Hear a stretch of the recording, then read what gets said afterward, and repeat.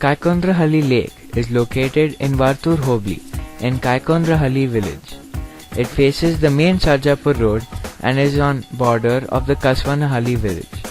This lake is over 100 years old and covers about 48 acres and 20 guntas. It includes about 16 acres of acacia tree plantation. This lake is a part of the Vartur lake chain. This lake is connected to the Kaswanahalli Lake upstream and the Solakere downstream. Kaikondrahalli Lake was a pristine water body at one time. Home to many migratory birds, the lake was used by the villagers for irrigation, drinking water, cattle wash, fishing and recreation. This lake had similar flora and fauna as the Kaswanahalli Lake. Kaikondrahalli Lake was in deep neglect and there was large-scale encroachments.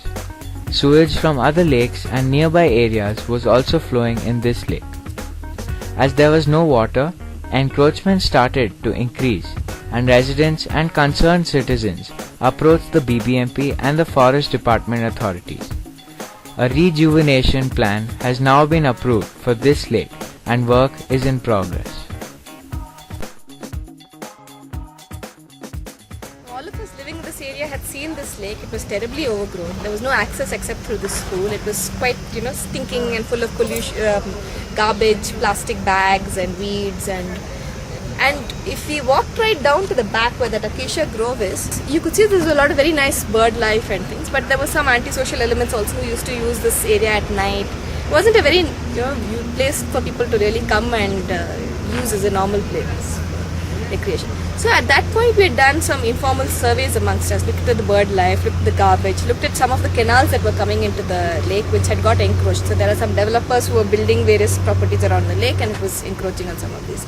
There were some residential layouts close by which were also letting the sewage in untreated into the area. I've been seeing this lake deteriorate for the last so many years, mainly on account of sewage coming in, the culways being blocked, the entry culways are completely blocked, the catchment culways are completely blocked. I mean, of course, development has happened, people have built houses on the Raj Culway itself, and to add to that, the exit culways have also been blocked so that the next one cannot get water into it. Kaikondrahalli Lake's main culway is blocked by encroachment. The sub culways have all got layouts and apartments which just send in not just their runoff rainwater but also their sewage. ನಾವು ಈ ಕಸನಳ್ಳಿ ಗ್ರಾಮದಲ್ಲಿ ಸುಮಾರು ನಮ್ಮ ತಾತ ಮುತ್ತಾತನ ಕಾಲದಿಂದ ನಾವಿಲ್ಲಿ ಇರತಕ್ಕಂಥ ಜನ. ಈ ಅಭಿವೃದ್ಧಿ ಆಗಿರೋದ್ರ ಬಗ್ಗೆ ಇಲ್ಲಿನ ಜನ ವಾಸ ಮಾಡೋಕ್ಕೆ ಒಳ್ಳೆ ಅನುಕೂಲ ಆಗುತ್ತೆ. ಯಾಕಂದರೆ ಈ ಕೆರೆ ನೀರಿನಿಂದಲೇ ಇಲ್ಲಿ ನಮ್ಮ ಎಲ್ಲ ಒಂದು ಸುತ್ತಲೂ ಡೆವಲಪ್ಮೆಂಟ್ ಆಗಿರೋದ್ರಿಂದ ನಮ್ಗೆ ಒಳ್ಳೆಯದು. ಈ ನೀರಿಲ್ದ ಹೋದರೆ ಒಂದು ಬೋರು ನೀರಿಲ್ಲ. The government has come up with a detailed project report on what they want to do. Leave it as natural as possible. The goals being that there must be adequate water storage. There must be as much natural trees, as much nature there as possible. Bring back what was perhaps lost over the years in terms of bird population, in terms of rodent population, in terms of reptile populations, and have a small access to public so that there is a sense of belonging where, be it the traditional villager who lives upstream or the new people who moved in the apartments and layouts that surround this lake, that this is my piece of property, I'm leaving it for posterity. I may not enjoy the whole thing in my lifetime, perhaps my children will and my grandchildren will. Around the entire lake, we have, as the residents associations, we are all contributing some seedlings and saplings towards this. So we're trying to choose endemic trees like neem or the wild badam or things that are local basically, which are also biodiversity friendly. They'll be planted all around this entire area, so it becomes a green walkway area. And Then the local residents, some of the villages which were around here used to traditionally wash their cattle here. So they've asked for a place to continue doing that.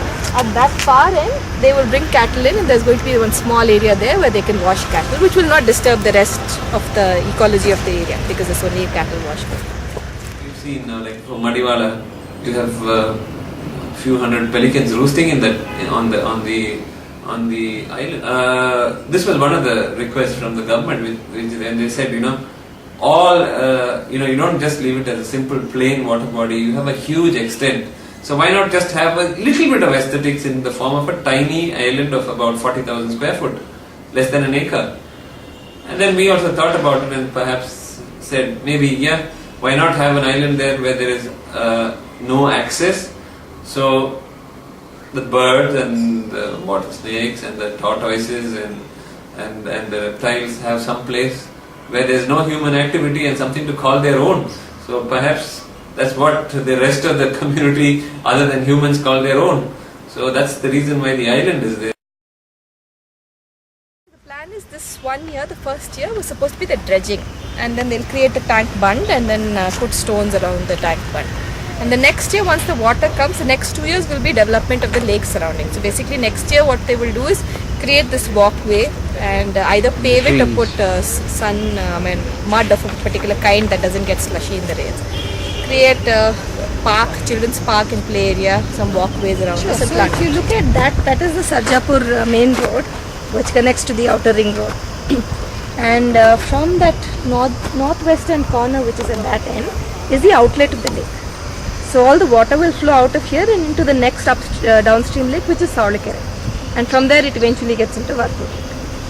And then if you go along this end, right to that which is the southeastern end, that is area where once the lake is restored is going to be the place where cattle come in for the cattle wash.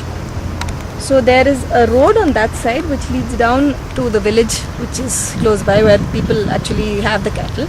So the cattle will walk down that road and come in for the cattle wash.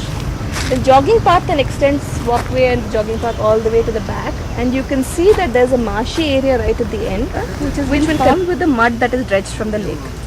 And this island will not be a place where people can access it. It's just an undisturbed place which will have some trees for the birds and the other wildlife to access. And then if you go all the way down to the end, there's an acacia plantation which was planted by the forest department about 20-25 years ago. So these are quite large trees. A lot of bird life that we have found there. So there will be a walking trail around in that area, but not so that it enters into the area, but leaves some part of it undisturbed for the birds. But people can also get some sense of what is in there.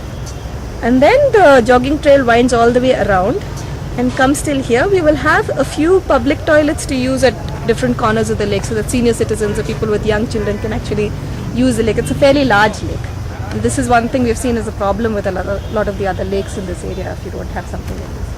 And then if you come all the way around here, so the children's play area is being developed in a manner that the school that is nearby, this Renuka High School, the children from there also can continue to use it, as well as the residents and people who come to the lake. So our idea is also to have this lake serve the community that is living around it, not just visitors who come in during the day and in the mornings and evenings. Because many of these lakes and parks in Bangalore are only used in the mornings and evenings by walkers, but during the day there's not that much use. The only way that things are going to change is because of people getting involved without any selfish motive. Selfless involvement for the betterment of the community is the only way that change is going to be brought out. There's no other way that you can have change being brought out. In short, we are very happy with this entire lake project and how it's developing. I think it's the first time that I have seen different groups of people come together. So we've had excellent political support, we've had excellent support from the BBMP as well as from local citizens, including original residents of this area and people who've come in recently, all working together to try and see that this lake becomes a model example of lake restoration in Bangalore. The future looks bright, and Kaikondrahalli Lake is all set to become a pristine water body. This will surely make Betapa smile, as he is also very excited and happy to see his lake coming back to its original glory.